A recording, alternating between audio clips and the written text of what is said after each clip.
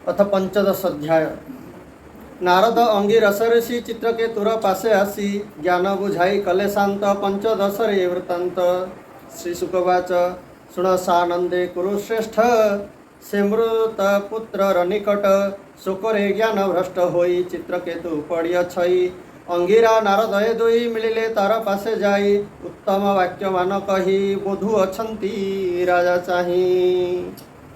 गला काली शुणुले चित्रकेतुर कोटिए राणी पुओ हो नथिले तो पुत्र विरह माने पुत्र न हेबारु ये दुखी थिला। अंगिरा नारद मुनि अंगिरा ऋषि नारद मुनि दुई जण एक आसिक सत्संग देवाई तो आसी किंतु ये बेचारा पुत्र कामना बुड़ी थिला तेणु पुत्र कामना करले। नारद आसिक कहले ठीक अच्छे तोर पुत्र हम यज्ञ करके पुत्र करदे। पुत्र गोटे राणी रहा तेणु अन्य राणी मैंने सब ईर्षा कर विष देदेले समस्ते रोदन कर पुनर्बार मुनि दुई जन आसिक पहुँचले आ बुझे लगे भूचित्र केतु नृपवर तुम्भे जा पाई शोक कर तोहर किस अटई तुही एहार किबा होई तोहर सुत पूर्वे ही तु पिता केते जन्म होई एबे तुम्भर सुत एही संसार माया अटई। संसार किए कहार मरीगले कौन कहीं बुझा हो संसार हूँ समस्ते जन्म होती दिने ना दिने मरवा तेणु या तो संसार। अब नारद मुनि अंगिरा मुनि या कहक लगे देख राजन संसार एमती जन्म मृत्यु लगी तमें क्या कांदुच तुम्हें जहाँ शोक कर सी तुम किए से कहले पुत्र कहले ये तो सब संबंध जोड़ी आम ये पुत्र ये पिता ये माँ ये भाई ये बंधु कुटुंब सब वस्तुतः केवल ये मायार ही आम बंधन जोड़ीचे संसार वस्तुतः यार सत्यता नहीं कहीं कहले तुम जहाँ पुओ बोली कहूच कौन ये तुम पुत्र तमें भी यार केते थर पुत्र होकरी जन्म हो तोहर सुत पूर्वे ही तु पिता केते जन्म हुई केते जन्म तू यार पिता हो केते जन्म सी भी तोर पिता हो तेणु ये सब मिछ संबंध। एवं तुम्हार सुत यही संसार माया अटई ए जन्म ये किसी दिन तुम पुत्र हो जन्म होता ये तो हूँ संसार माया। जेसने नदी स्रोत जले बालुका नर हेनिस चले संजोग वियोग हुई बालुका भासी जाऊ थाई देशने प्राणी यथा काले आस ये जाए कर्म बले। बहुत सुंदर उदाहरण देले कहले जमी नदी बही जाऊँगी नदी तले भितर भितर केते गुड़ाए बाली प्राय जो गुड़ाक अधिक स्रोत थाए जो नदी में से बाली केवल तले नहीं ऊपर ऊपर भी भासु था। तुम जब नदी के उठिला बेलू तुम देह जाक भी बाली गुड़ाए लगी जमी समुद्र ढेउरे बाली लगे सेमती नदी जब जोर बहुत सेमती बाली गुड़ाए तुम लुगापटा शरीर जाक लगी तो सेमती से बाली कौटू उड़िक बहिकी आउ जा गोटे जगह रोचे सेठी भी केते बाली सांगे से रोचे कि नहीं अरे गोटे बाली आउ गोटे बाली साथ रहा कि नहीं पुणी से जो स्रोत आसी दी जन को अलग कर दूसरी केतले एकाठी कर दूसरी ठीक सेमती संसार मायार स्रोत रे अनेक जीवात्मा केतले एकाठी होती केतले अलग हो जाती पुणी केतले एकाठी होती सेमती ये जो तोर पुत्र आसीला किसी दिन तो साथ एकाठी है पुणी मायार स्रोत रे सी तो ठार अलग हो गला शोक कर कौन अच्छे ये हूँ सामान्य घटना। मृत्युटा हूँ जोग वियोग ये हूँ सामान्य घटना संसार नियम ये सब। बीजरू ये कहते कर्म बल कहार क्या साथ केते दिन संजोग हबार अच्छी से कर्म बल से दिन साथ मिसे। बीजरू बीज होई नुही प्राणी ही तेमंत अटई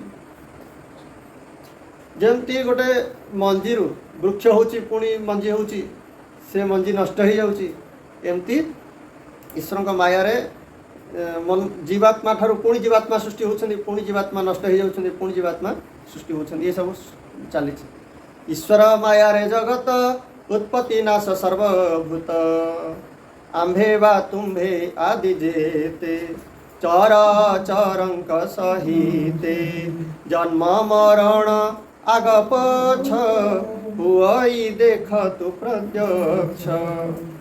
तमें आज कांदुच ये मरीगला बोली कौन तुम मरबनी तुम मरिया तुम कांदीच के मरुची बोली तो संसार रे समस्ते मरिया किए आगे मरी जाऊँ किए पछे मरी जाऊँ जीवा आसवा तमती लगी।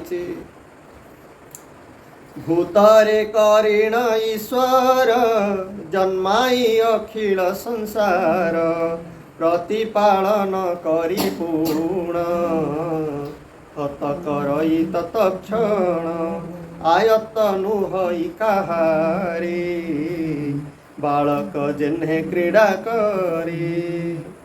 पहले पंचभूत ही सृष्टिटा को भगवान तैयारी कर भूतरे करीन ईश्वर जन्माई अखिल संसार ये पंचभूतरु सारा जगत को भगवान तैयारी करी सृष्टि कर पालन कर संहार कर जमती छोटिया पिलाटे बसिक बाली गदा ही खेला गोटे घरटे तैयारी कर नहीं बाली रे पुणी से गला बेलू उठिक से गोईठाटे मारिदेक पलाऊ से दुखी होती एत कष्ट घर तैयारी कर भांगीगला बोली से तैयारी करिया भी तार खेल भांगिया भी तार खेल ठीक सेमती ए भगवान जो सृष्टि भगवान केते जीवात्मा को सृष्टि करते जीवात्मा को संहार कर चलुछंती।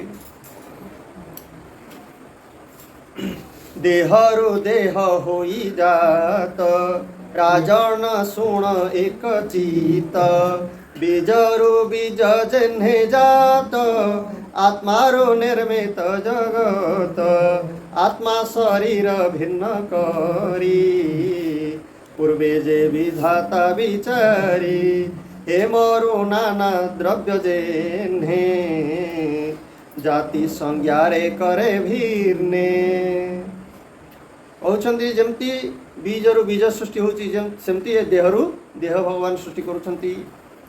आत्मा और शरीर होची भिन्न तत्व देहरु देह सृष्टि होची से देह विनाश हो जाउछे किंतु आत्मा जो या भितर अच्छी जे देही सी केवे मरे ना तुम जहाँ भी शोक करुच सी हूँ अविनाशी आत्मा शरीर भिन्न करी पूर्वे जे विधाता विचारी हेमरु नाना द्रव्य जेन्हे जमती सुवर्ण सुवर्णरु अब ये जब सुवर्ण खंडे पड़ी आम तो कौन कह सुवर्ण को सुवर्ण कह कि से जब बणिया नहीं हार तैयारी करदेला हार कहले जो कान फूल करदेला कान फूल कहले जो कंकण तैयारी करदेला कहले कंकण तो से सुवर्ण केते गुड़ाए ना हो गला कि नहीं सेमती भगवान आत्मा रचना करके से भिन्न भिन्न रूप सृष्टि करछंती।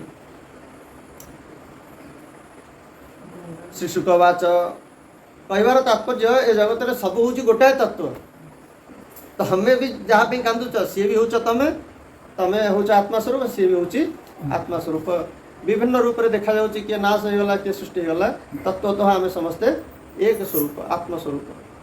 श्री शुकवाच उत्तम वाक्य विप्रंकर शुणिया स्वस्थ रूपवर मलिन मुख आपणार पुछिण कह मधुर।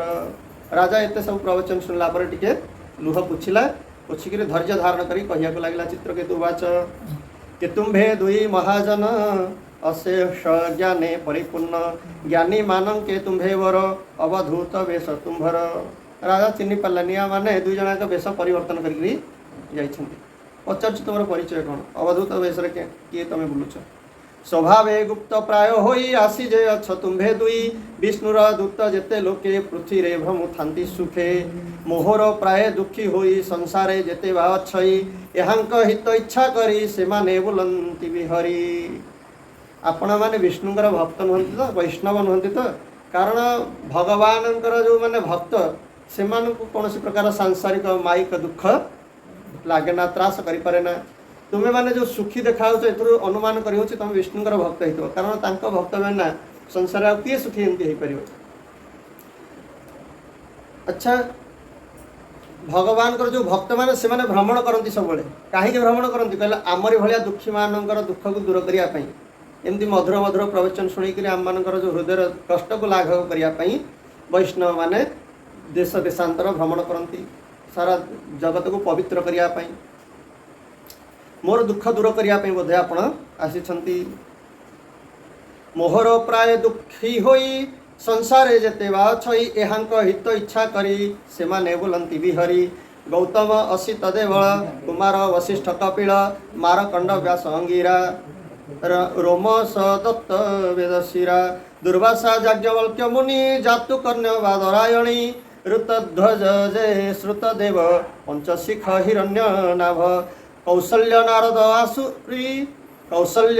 आसुरी धौम्योच्च वन पतंजलि रुभु सहित सिद्धेश्वरे एमाने भ्रमंती संसारे। बड़ बड़ सिद्ध महात्मा ये नाम नहीं गले यही महात्मा माने बुलिक संसार रे जगत कल्याण करुछंती समस्त मंगल करुछंती। प्राणी मंगल कारणे भ्रमु जे थांती अनुक्षणे स्वभावे ग्राम्य पशु मोहि अंध तमरे बुड़ी छई के तुम्भे दुई सिद्ध कह ज्ञान दीपकु मोते दिय। मु हूँ ग्राम पशु माने विषय भोग रे बुड़ी थी एकदम बद्ध जीव अंध तमरे बुड़ी छई मु अंधरे अंधकार रे बुड़ीकी पड़ी। आपण मते एथुरु उद्धार करंतु आपण परिचय दिंतु किए से आपण मो भितर ज्ञान दीपक जाली दिंतु मोर अंधकार को दूर कर दिंतु। अंगिरा वाच अंगिरा मुनि कहिया को लागिले हे चित्र केतु रूपवर मुदे इथिली कुमार बोले राजन तमे हम चिन्हि परना मु होछि अंगिरा आ ये होछंती ब्रह्मा कुमार ब्रह्मांकर पुत्र देवर्षि नारद मु तो तुमको पुत्र पूर्वर ये पुत्र को प्रदान करी। चित्र केतु नृपवर मुदे थिली कुमार अंगिरा नामटी मोहर ए देख ब्रह्मांक कुमार। परम विष्णु भक्त यही नारद बोली जाकू कही दुस्तर शोके मग्न तोर देखिलु जहु नृपवर तोहर योग्य एनु हई एहा विचारी आंभे दुही तोहरे अनुग्रह करी अइलु सुण दंड धारी ब्रह्मण्य विष्णु भक्त हेउ शोके न गुड़ महाबाहु। हे राजन तमे हूँ भगवान भक्त परम धार्मिक से आम पूर्वर तुम उपर कृपा करने तुम कल्याण करने तुम पाखक आम दुई जन आसी पूर्वे तो गृहे आसी परम ज्ञान देवी बोली पुत्र विषय मन तोर जानी न देली पुत्रवर। आम तो पूर्वर भी तोते सत्संग देकरी ज्ञान देकरी तोर कल्याण करने चाहिए किंतु से तो तुम ज्ञान पाइबापी चाहिलनी तुम तो कहल पुत्र दरकार से आम पुत्र देकी जाइलु। पुत्र विषय मन तोर जानी न देली पुत्रवर एबे तु पुत्र सुख भर अनुभविलु नृपवर ऐश्वर्य द्वारा गृह धन भृत्य अमात्य प्रियजन विषय राज्य सैन्य कोश आत्मा पुराणे नुहे तोष ए सर्व शोक मोह कर भय उद्वेग घर। पहले राजन संसार रे समस्ते भावती जे यही वस्तु प्राप्त हो गले आम सुखी हो ऐश्वर्य बहुत संपत्ति प्राप्त हो गले सुखी हो घर मिलगले सुखी हो दारा स्त्री मिलगले सुखी हो धन भृत्य बहुत दास दासी मो पाखे चाकर चाकराणी होगले सुखी हो अमात्य प्रियजन बहुत सेवक हेले मु सुखी हो किंतु ये सब एमती के राज्य प्राप्त हो गला विषय भोग माने जहाँ जहाँ ता भितर बासना अच्छी जहाँ चाहूँ खाइक मिलगला जहाँ चाहूँ भोग करियो से मिलला जहाँ चाहूँ पिंधिया पे मिलगला जहाँ चाहूँ देखा मिलगला ये सब मिलला पर मध्य से सुखी ही पारे ना। संपूर्ण राज्य मिलगले भी जड़े राजा होकर थिला किंतु से तार भय गोटे जे राज्य दिने ना दिने मोर जीव से राज्य जीवार भयर भी से दुखी हो कि नहीं। तेणु राजा है पर भी बहुत दुख बहुत चिंता सैन्य कोश राज्य सैन्य को बहुत मिलगले कोश तार राजकोश भी बढ़ीगला ये सबू है से सुखी होनी आत्मा पुराणे नहे तोष ये सबू है केवे से परिपूर्ण हो पारनी जे मु पूर्ण हो गली मोर आ किसी आवश्यक नहीं। जे राजा होकर भी बसी से कहूँ केमती अमर होमती बहुत काल पर्यंत राजा ही था राजा हो बसी ता मन आसुचे केमती मोर कई शत्रु न रह एमती अनेक कामना केवे कामनार समाप्त होनी ये सब प्राप्त है माने ये सब थिले जड़े सुखी हो पार से कहते कर्म को ध्याय जो जन करई नाना कर्ममान नाना कर्म रे मन तार प्रवेश हुए निरंतर एमंते देही मानकर देहटी ए माया संसार विविध क्लेश जेतांकर संताप कारण अपार से विभिन्न कर्म को भी आधार है जे कर्म कले सुखी हो किंतु कर्म करिक नाना कर्म रे मन तार प्रवेश हुए निरंतर तथापि से सब कर्म करिक तार फलस्वरूप से सुख को प्राप्त करि पारे ना। देहटी ए माया संसार संसार कौन कहले देहटा ही होची संसार माया संसार विविध क्लेश जेतांकर। अच्छा देहरे थिला पर्यंत देहर गोटे कष्ट अच्छी कि नहीं शारीरिक कष्ट अच्छी कि नहीं से कष्ट तो निश्चित भाव में भोगिया को पड़ो। तेणु चाहे धन अभाव किए धन अभाव में दुखी होची, किए शरीर कष्ट भी भोग करुच्ची, किए मानसिक कष्ट भोग करुच्ची। कोई तन दुखी, कोई मन दुखी, कोई धन बिनु रहत उदास, थोड़े थोड़े सब दुखी सुखी राम के दास। जे सबू छाड़ के भगवान कर सेवक होगा से संसार सुखी, ताकू छाड़ देला संसार कहीं सुखी नहीं पारे। विविध क्लेश जेतांकर संताप कारण पार, एही कारण हे राजन आपणे स्वस्थ कर्मन। ए विश्व स्वभावे असार, देहर गति को विचार, सुख को तेजी नृपवर, आत्म मन को स्थिर कर। हे राजन, ये विश्वर ये संसार ये जगतर स्वाभाविक स्थिति हूँ या जे देह दिने ना दिने जन्म होइछि माने नष्ट हब। तो जो जिनसटा नष्ट हब से नष्ट हो गला तो शोक कहीं करूछ? अरे दिने ना दिने नष्ट होता आज नष्ट हो गला असुविधा कौन? नारद वाच एजे मोहर मंत्र दीक्षा, शुचि होइण कर शिक्षा, ए विद्या धरी 7 दिन लिखिबो प्रभु संकर्षण। पद पंकज टीजहार आश्रय करिण शंकर, सर्व विषय को छाड़िले तक्षणे से पद भजिले लभिले। अंगिरा ऋषिंकर प्रवचन सरीगला। नारद मुनि कहया लगे, देवर्षि नारद कहले, हे राजन मु तुमको किसी मंत्र दूची, से मंत्र को तुम साधना कर। ये विद्या को तुम 7 दिन साधना करले तुम संकर्षण भगवान कर दर्शन कर। पद पंकज टीजाहार आश्रय करिण शंकर, सर्व विषय को छाड़िले तक्षणे से पद लभिले। जहाँकर आश्रय नहीं भगवान ये संकर्षण पद को लाभ करले तुमको से विद्या प्रदान करुची। तुम्भे विद्यार प्रसादे ताहा लभिब प्रमादे, बोलो दास जगन्नाथ। हरिचरित भागवत चित्रकेतु शोक खंडन, सुजने एणे दिय मन। तुम्भर ताप क्षय जाऊ, शरण पस महाबाहु। बोलानंदे ये नारद जी कहते मु तुमको मंत्र देवी, किंतु मंत्र दवा पूर्व राजार शोक विनाश समाप्त हो नाला। तो तार शोक को आगामी अध्याय विनाश कर सारा पर ही मंत्र दौरान।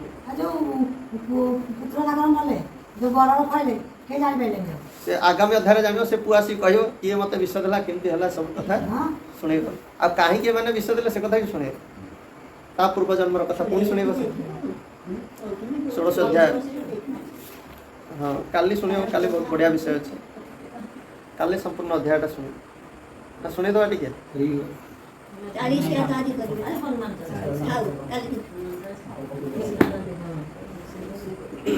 बोलानंदे कबार हरि बोल। इति श्रीमद्भागवत महापुराणे परमहंस संहितायां 6 स्कंदे चित्रकेतु सांत्वनम नाम 15 अध्यायः।